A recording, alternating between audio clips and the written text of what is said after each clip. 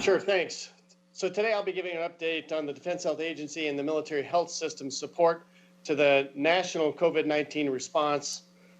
Thanks to the team there for hosting us virtually and for all the team that makes this possible. And thanks Rear Admiral Gillingham here with me today for making himself available to talk about Navy medical issues, especially about the USNS Comfort and Mercy. But mostly thanks to the reporters here and on the phone for your attendance and attention to the very important work that the Defense Health Agency is doing. Whatever questions we can't answer now, we'll be sure to take for action. We'll get back to you as soon as we can. Now, first, for a little context, the Defense Health Agency serves 9.5 million beneficiaries within the military's healthcare system. That includes almost 1.5 million active duty military personnel. It also includes their families, activated reservists, and the military retiree population.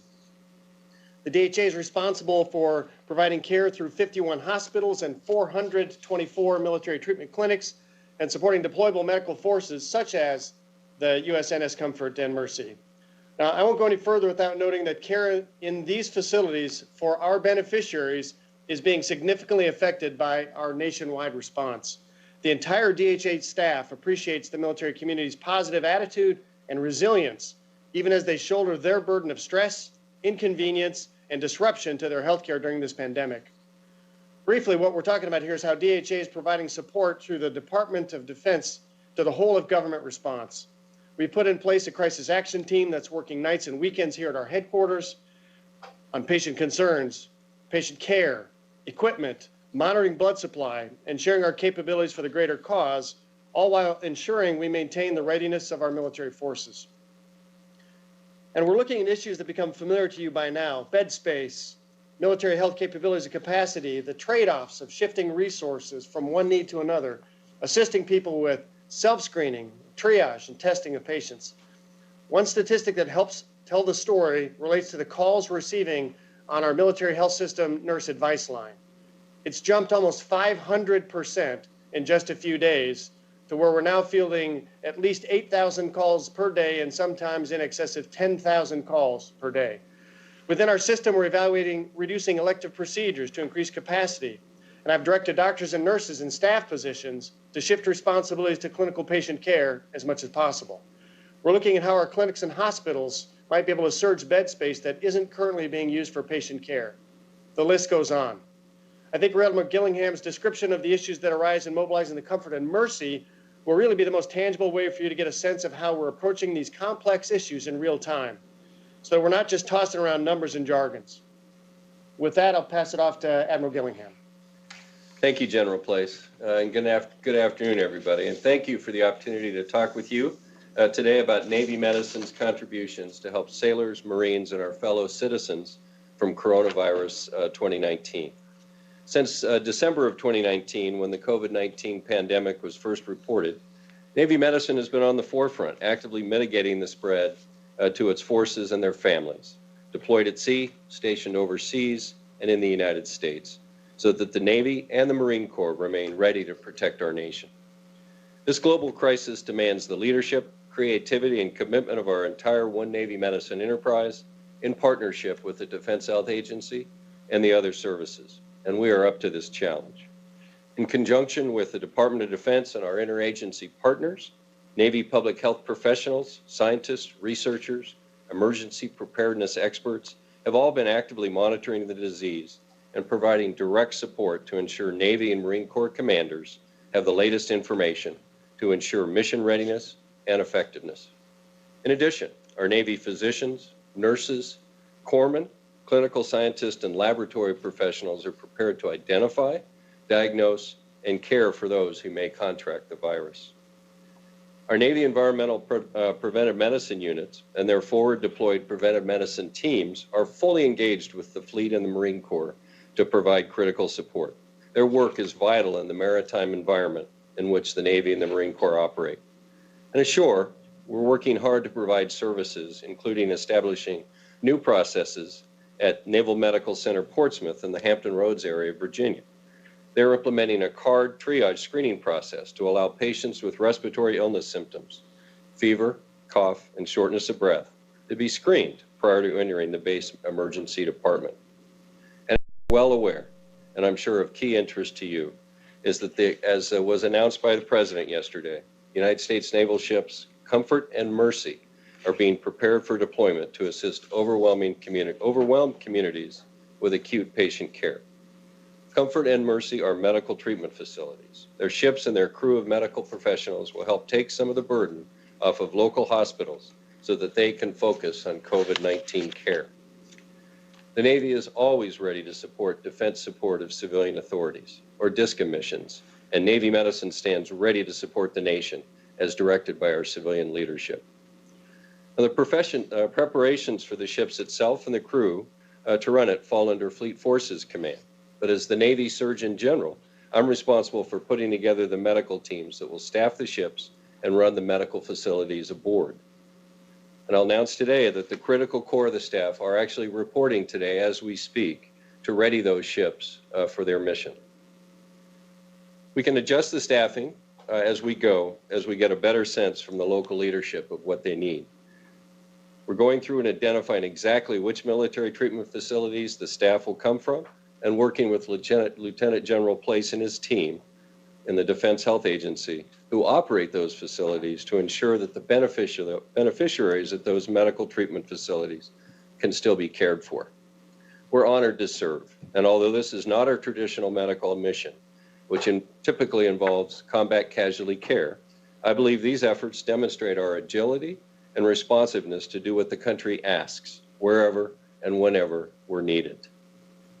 And of great importance, of course, is the requirement to protect the health of our force. This is something that we do at all times, not just during a pandemic. The Navy is ensuring that sailors who display COVID-19 symptoms are tested, isolated, and treated in accordance with Navy and Marine Corps Public Health Center and CDC guidelines. While FDA-approved at-sea testing for COVID-19 equipment isn't available at this point, samples can and are being sent to shore for testing to one of our DoD laboratories. While awaiting results, symptomatic sailors live in separate quarters where they can maintain appropriate social distancing. Navy medical professionals are working with industry to improve and expand at-sea testing methods. Navy remains focused on protecting all sailors, their families, and those they interact with from the spread of COVID-19. We're also actively working to identify and acquire new testing platforms for shipboard diagnostics as they become available to get those on board our ships. As Secretary Esper has stated, our focus first and foremost is on people. And that's not only our active and reserve and our civilians, but also those in the community in which they live. And at this point, I'd like to open the forum to questions of myself and General Place. All right. This is Bob Burns from Associated Press. A question for Admiral Gillingham on the 2 hospital ships. Could you talk a little bit more about the staffing that you referred to in terms of the numbers for each ship and the capabilities? Will it be just the typical capabilities, or will you have some additional personnel or equipment? Thank you for that question. Yes, we are preparing the ship for its 1,000-bed mission, which is the largest mission set that it's designed for. We are activating our usual call out of individual professionals. But as I said in the opening remarks, we're a high-velocity organization. We believe in rapid cycle feedback, and we will adjust that manning as the situation on the ground dictates. Thank you. Megan Myers, Military Times. So there are more and more calls coming from public health experts outside of the government about widespread testing, that we can't really get a good idea of how far this has penetrated, if everybody isn't getting tested, including in the military as a population where everyone could get tested and there could be a better understanding of who's a carrier. You're not here? Can you guys hear anything? Sure, can you hear us? Oh, well, I can hear myself now. I don't think I heard it. Can't really get a good idea of how far this has penetrated, if everybody's getting tested, including in the military as a population where everyone's tested.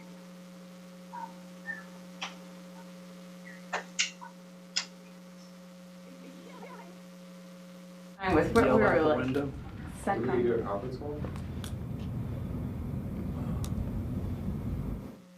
It appears we can hear you now.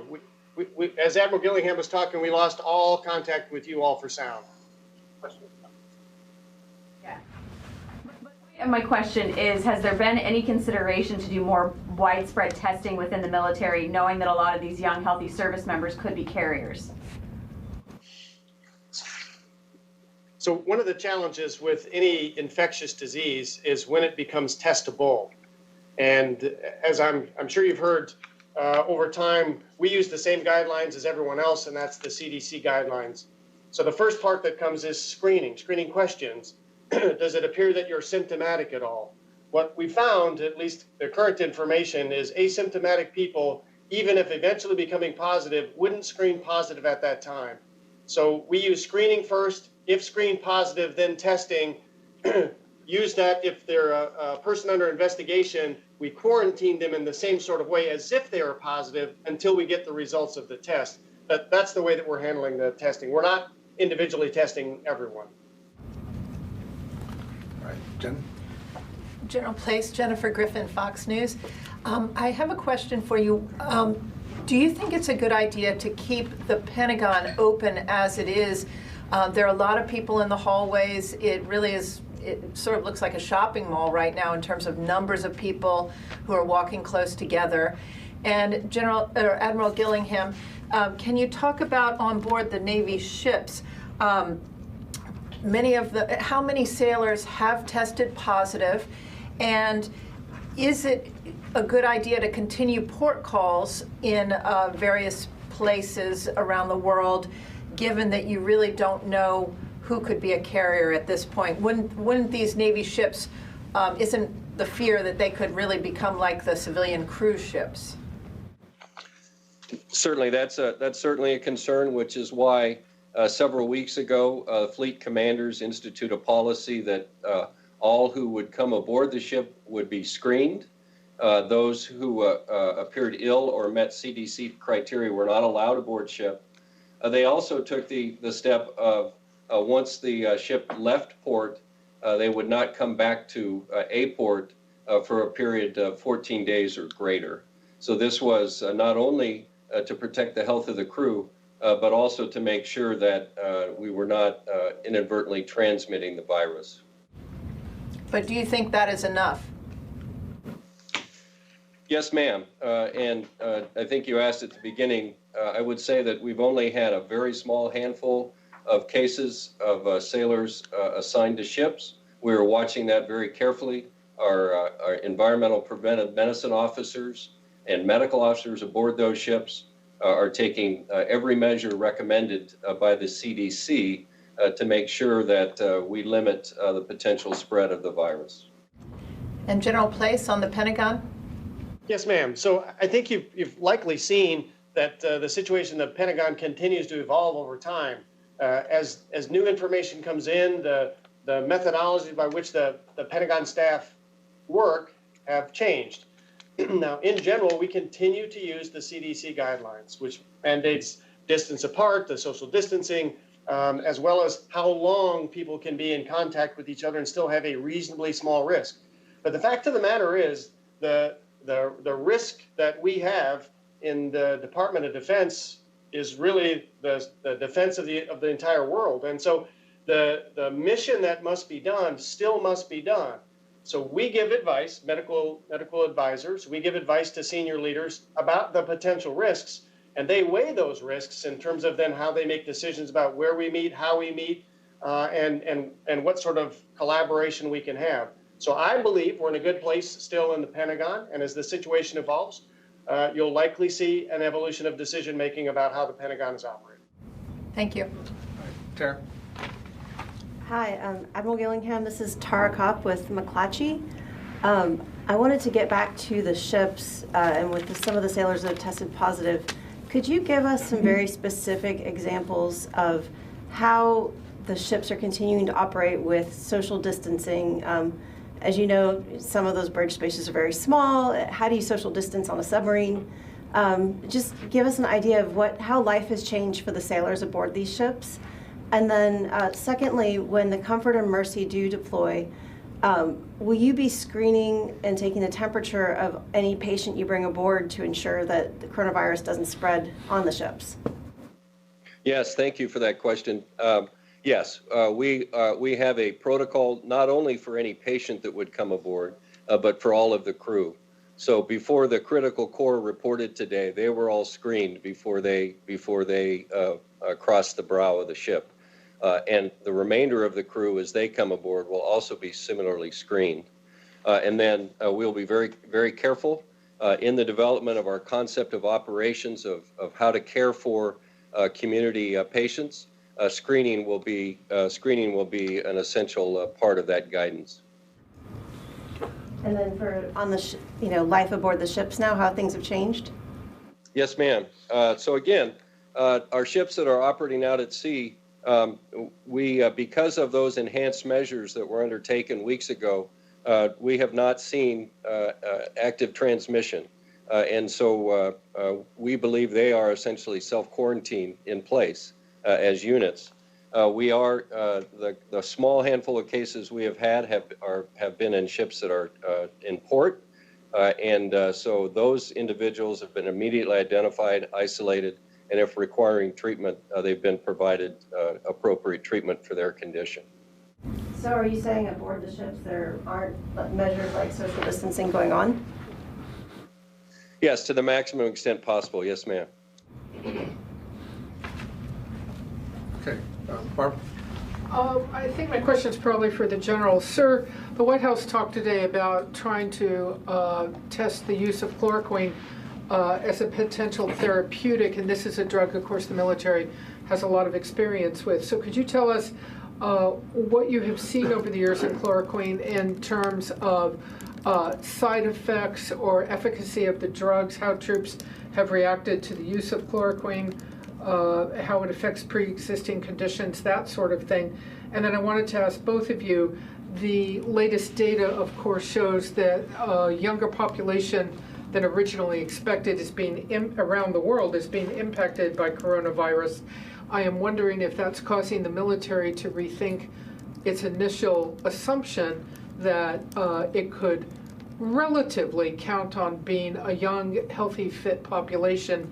Do you need to change your assessment now that you have this new data on the impact on younger people? Okay, ma'am, I'll do my best on the chloroquine. The specifics I don't have, and we can get more information to you.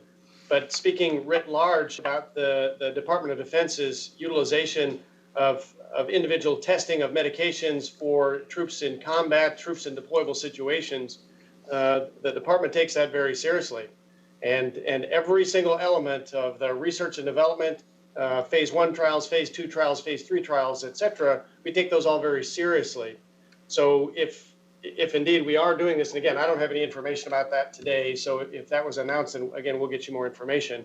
But my suspicion is that we'll do it just like we do everything else, with great care to preserve the safety and security of the individual service members, but find the greatest methodology possible to treat them and get them back to full duty as soon as possible. Okay. And do you have any rethinking of your assumption on a young, fit population being relatively secure from the disease? Yeah. Well, I would start by saying that we never made the assumption that we would lower the threshold for screening based on age. So we have applied the CDC guidance across the board and have taken this very seriously. Given the mission, of our military forces, we felt that we had to provide the maximum possible protection for the force. Oh, that was the Admiral. Okay. All right, Tom? It's Tom Bowman with NPR. I want to get back to the testing if I could. As you know, the Air Guard has flown 500,000 swabs from Italy to Memphis, Tennessee. They'll be distributed by FedEx around the country. I'm just wondering what role DHA will play in that whole effort, either analyzing the swabs at your labs, or if someone tests positive, providing maybe bed space with the DHA facility for those people. If you could just walk us through that. Sure, you're right about that. The 500,000 swabs are in fact swabs that were provided to Health and Human Services for distribution across the entire country. Some of those will remain in the DoD. Most of them will not remain in the DoD. They'll go to healthcare organizations across the country. We have approximately 15 labs that are available to perform the appropriate assay to test for COVID-19. At this time, we're only testing DoD beneficiaries. Like everything else that the Secretary said, we stand ready to support the needs of the country. And if we're asked for our labs to do that, then we stand ready to do it. But at present, we have not been asked to add our laboratories to the myriad labs across the country that have that capability. And how many have you tested now at your 15 labs, and how much can you ramp up at those labs to deal with a huge volume of these swabs? Well, sure. So now you're talking about microbiology testing. They typically come in batches, and so it's a batch type event based on current methodology, which is a reverse transcriptase polymerase chain reaction. That test is it takes, depending on the analyzer that's used, somewhere between 4 and 6 hours to do. So depending on the size of the batch, that's your rate limitation. The CDC, working with industry, is looking at other methodologies for testing this particular virus that would take much less time and being able to do it in much greater batches. So at present, we are relatively limited. All labs are relatively limited in the speed. That said, we are far from being overwhelmed in our laboratories. In terms of your first question on the number, we've tested a little bit more than 1,000 across DoD laboratories and have the capability to do way more than that. And I'll just leave it at that. I mean, ballpark, way more, 10,000, 15? We have the capability, if we had to, and right now we haven't, we have the capability to do tens of thousands per day. All right, we're going to go out to the phone lines. Christina Wong from Breitbart. Thank you so much for doing this. What kind of non-coronavirus patients will be taken on the hospital ships? And could you go into a little bit of how it will work? Will patients be taken as they're admitted to the hospital, or will they be transferred from civilian hospitals onto the ship? And will the ships be stationary, or will they go from place to place as needed? Thanks. Thank you. That's a great question. That concept of operations, that process is still being developed. What worked very well in Puerto Rico when Comfort was activated for Hurricane Maria is that the ship functioned as a referral center, so essentially a tertiary care center. And so a network was set up with the local health officials to decide and prioritize the care based on our capabilities and the areas where they needed the most support. So as I said, we will engage with the local health officials at the sites that are chosen, and we will work through that process. I do envision, though, that it will be patients who are already hospitalized or who have come into an emergency room, and that they would be transported to the hospital ship so that that would open up capacity at the civilian hospital for treatment of COVID-19 patients. Paul McCleary, Breaking Defense. Hi, thanks for doing this. I just want to follow up on the ships at sea. Are there any sailors who are currently being isolated or monitored on the ships? And what's the status of getting test kits out to the ships? I'm sorry, we've lost audio again.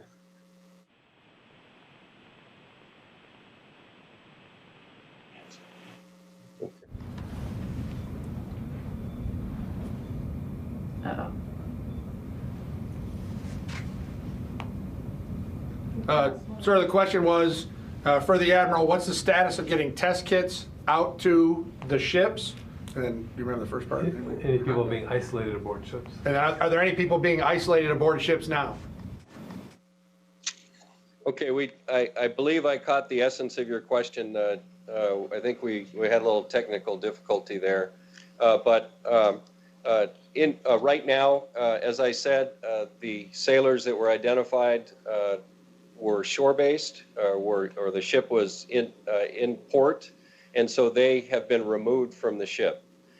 In terms of testing kits, as I said in my opening remarks, we are able to test, that is, perform the test aboard the swab aboard the ship, but that is sent to our Naval Health Research Center or our Naval Medical Research Center for the actual performance of the test result.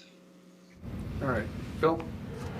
I had a couple of housekeeping questions that I wanted to ask you something about. But first, my main question is there going to be a point for the general? Is there going to be a point at which you start limiting non-essential medical visits at base hospitals throughout the country?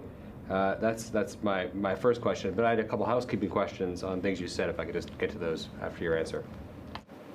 Sure. So the exact words that you use give me a little bit of pause. I'd like to think that everything that we do is essential inside of our healthcare facilities. But really now what you're talking about is the concept of triage.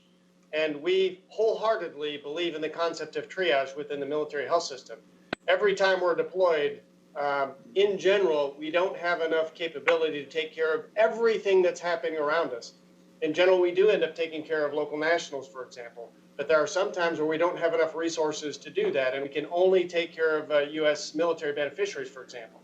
So we understand the concept of triage. So based on the way that you said it, I'll tell you that we do it every single day. We manage based on the requirements that we have with the resources that we have to do the most good with the capabilities that we have. Now, as the needs of the organization change, if the needs of the population change, then we'll triage and we'll utilize our personnel to the greatest degree possible to make sure that the most important, the most critical, the most urgent gets care first. I know. I guess what I'm trying to find out is if I have a non-urgent medical appointment at a base hospital that's also screening COVID cases, are you going to cancel those visits, or are people going to keep going to work for, in the same numbers at the pharmacy or at other labs that are not involved with the most serious cases? Or are you is everyone at the hospital still going to go to work all across all the hospitals that you operate?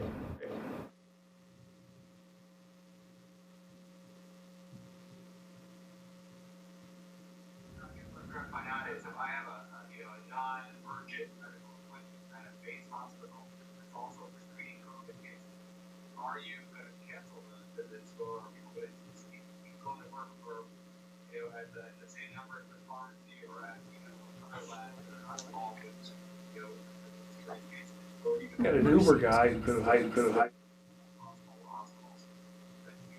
Yeah, no, sure. So that's a great question. Again, it's about triage. So based on the requirements, we'll change the way that we do our business.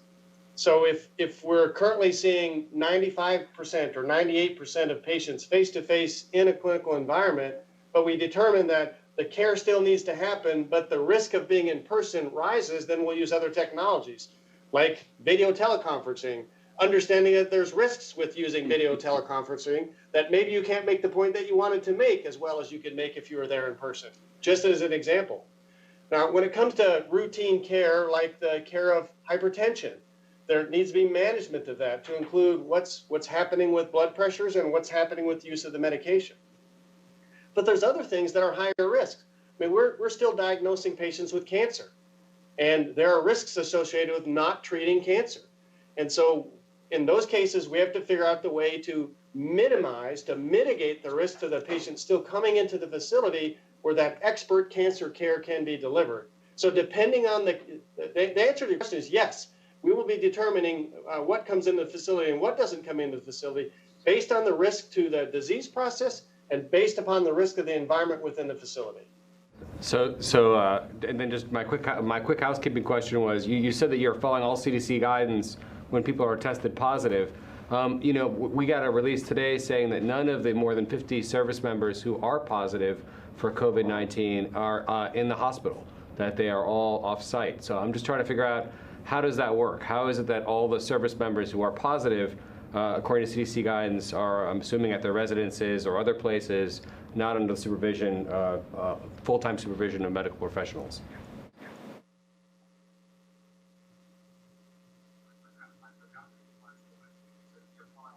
guidance when people are tested positive. We got a release today saying that none of the service members who are positive for COVID-19 are in the hospital. They are all on site. So I'm just trying to figure out how does that work? How is it that all the service members are positive according to CDC guidance, assuming at the residences or other places, not in the supervision, full-time supervision of medical professionals? So I don't know if you picked it up or not, but we're getting this on a significant delay. So if it looks like we're just ignoring your question for a long period of time, that's why it is. If based on the clinical criteria, someone meets inpatient requirements, then we admit them. Now, you may well be right that all of them are out of the hospital now, but that's not to say that we haven't admitted active duty service members for their care, because we have. I'm aware of at least 2 between both the continental United States and outside the continental United States who have required inpatient admissions for their care. But the bottom line is, wherever is the right place for their care, that's where they'll be. The medical supervision doesn't end just because you're not an inpatient anymore. They're still being evaluated, they're still being cared for as an outpatient by that same healthcare team. Okay.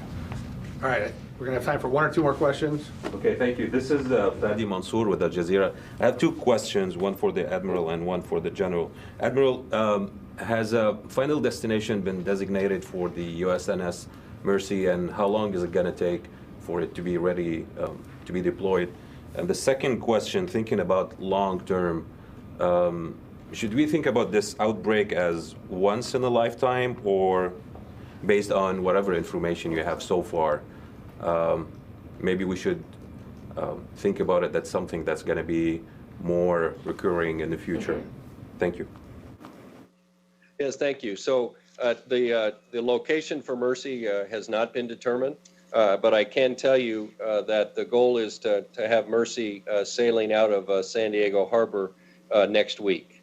So they're working very, very quickly and hard to get the ship ready to go, of course, but to be able to provide care in a very safe manner, consistent with the care that we deliver every day in our medical treatment facilities. The second question, please. Yes, sir. If this is a once in a lifetime or not, that's pure projection that I would hate to step into.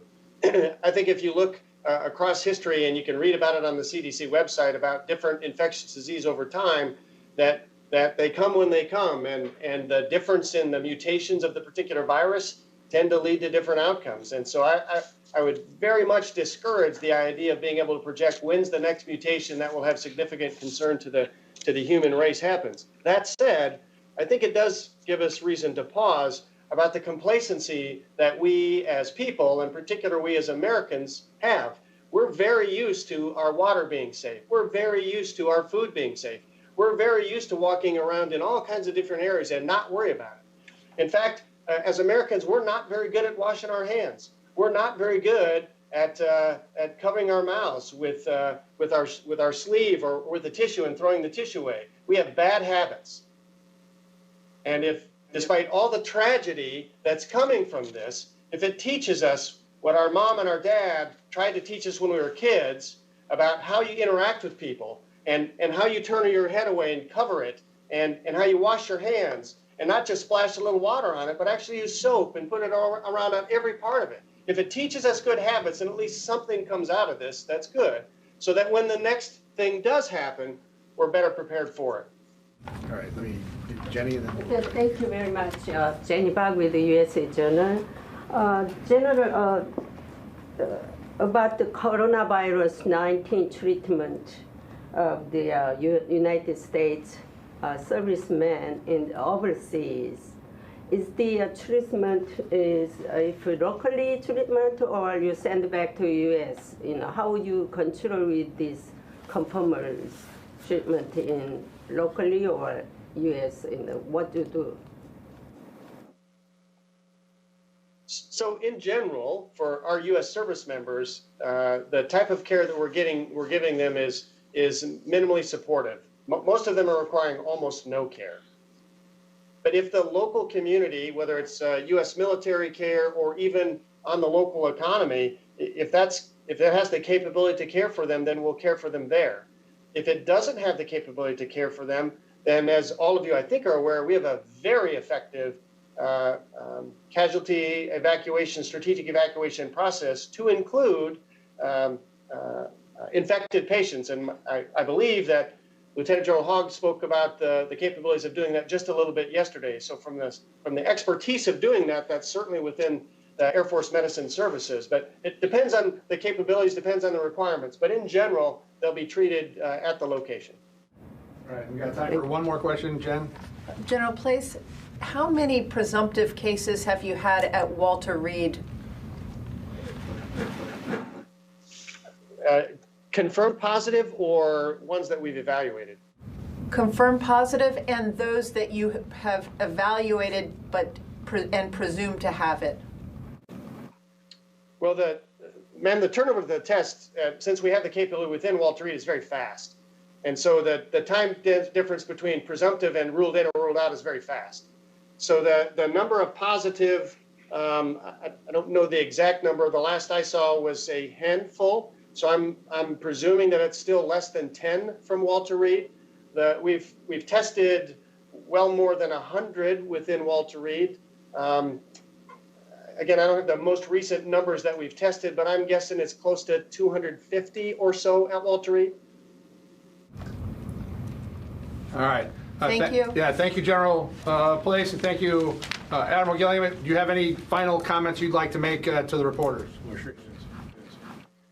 I would just add that it's one of the reasons, and I can't speak for General Place, but I'm sure he feels the same way.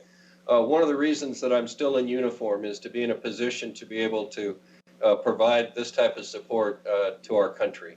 And I will tell you that the men and women of not only Navy medicine, but all of the military health system are standing by and are anxious to dive in and assist to the extent that we can and still maintain health of our force and health of our and the readiness of our mission. Is that while this is a huge challenge, the things that are challenging for us in the military and for us as Americans also tend to bring us together. And I'll tell you this, if you're worried about it, the men and women in uniform are thrilled to work together, and they're thrilled to be able to support the rest of America. So when asked by the President and by the Secretary, we stand ready to do whatever is asked to serve you. All right, gentlemen, thank you very much for your time. Thank you. Thanks. All right, thanks.